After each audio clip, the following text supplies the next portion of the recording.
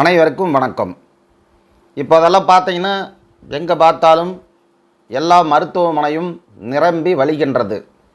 ஏன், என்ன காரணம் என்று கேட்டால், அனைவருக்கும் பெரும்பாலும் 70% பேருக்கு தோல் சம்பந்தமான நோய் அதிகமாக ஏற்பட்டு கொண்டுள்ளது. தோல் அலர்ஜி, தோல் சம்பந்தமான பலவிதமான நோய்கள் வந்து கொண்டுள்ளது. அதேபோல் கேன்சர், எங்கு பார்த்தாலும் பெரும்பாலும் பெண்கள் கேன்சரால் பாதிக்கப்படுகிறார்கள். அதே போல் பார்த்துட்டிங்கன்னா ஆண் பெண் அனைவருமே இருதய சம்பந்தமான நோய் அனைவருக்கும் அதிகமாக வந்து கொண்டுள்ளது. இதற்கெல்லாம் காரணம் என்னவென்றால் உணவு முறையே, வேறொன்றுமில்லை. உணவு முறை, 2வது உடற்பயிற்சி இன்மை, 3வதாக கிரகதோஷம். இந்த கிரகதோஷம் எதனால் ஏற்படுகிறது, இதற்காக நாம் எந்த இறை வழிபாடு செய்தால் இந்த நோய்களிலிருந்து நாம் மீண்டு வரலாம் என்பது பற்றி இந்த பதிவில் பார்ப்போம் வாங்க. சகலவிதமான நோய்களையும் தீர்க்கும் சங்கர நாராயணர் திருக்கோவில். இந்த கோவிலானது திருநெல்வேலியில் இருந்து மதுரை செல்லும் பாதையில் நெல்லையில் இருந்து சுமார் 40 கிலோமீட்டர் தொலைவில் மிக பழமையான கோவில் உள்ளது. சங்கரன் இங்கு சிவலிங்கமாய் காட்சி தருகிறார். சங்கரன் கோவிலுக்கே பெருமை தருவது அம்பாள் தான். அந்த அளவு அம்பாள் ஆனந்த திருக்கோலத்தில் காட்சி தருகிறாள்.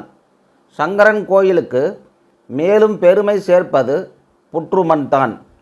இந்த கோவிலில் புற்றுமண் தான் பிரசாதமாக வழங்கப்பட்டு வருகிறது. இந்த புற்றுமண் வைத்திருப்பவர்களுக்கு ராகு கேது தோஷம் விலகும். விஷப்பூச்சிகளால் பயம் ஒருபோதும் வரவே வராது. அடிக்கடி பாம்புகள் கனவில் வந்தால் சங்கரன் கோவிலுக்கு சென்று வேண்டிக் கொண்டால் பாம்புகள் கனவில் வராது. கோயில் பிரகாரத்தில் படமெடுக்கும் நாகபாம்பு, செம்பு, பித்தளை, வெண்கலம், வெள்ளியினால் செய்யப்பட்ட உருவங்கள் விற்கப்படுகின்றன.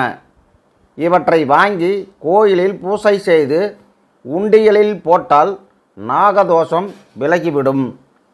புற்றுமண் சர்ப்பதோஷத்திற்கு மட்டுமன்று, உடல் உபாதை உள்ளவர்கள், தீராத நோய் உள்ளவர்கள், நிரந்தரமாக வலி உள்ளவர்கள் புற்றுமண் பிரசாதத்தை தண்ணீர் அல்லது பால் கலந்து கரைத்து உடல் மீது பூசிக்கொண்டால் பிரமிக்கத்தக்க அளவிற்கு உடல் வலி போய்விடுகிறது.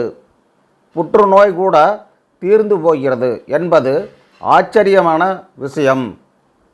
பிறக்கின்ற குழந்தைகளுக்கு சர்ப்பதோஷம் இல்லாமல் இருக்கவும், சர்ப்பதோஷத்தால் பாதிக்கப்பட்டவர்களும் இங்கு புற்றுமண்ணை பிரசாதமாக பெற்று வளம் பெறலாம்.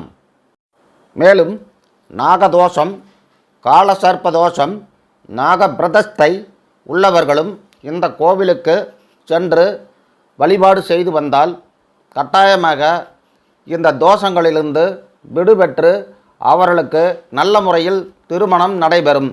குழந்தை பேர் இல்லாதவர்கள் இக்கோவிலுக்கு சென்று வழிபாடு செய்து வந்தால் கட்டாயமாக அவர்களுக்கு குழந்தை பேறு ஏற்படுகிறது.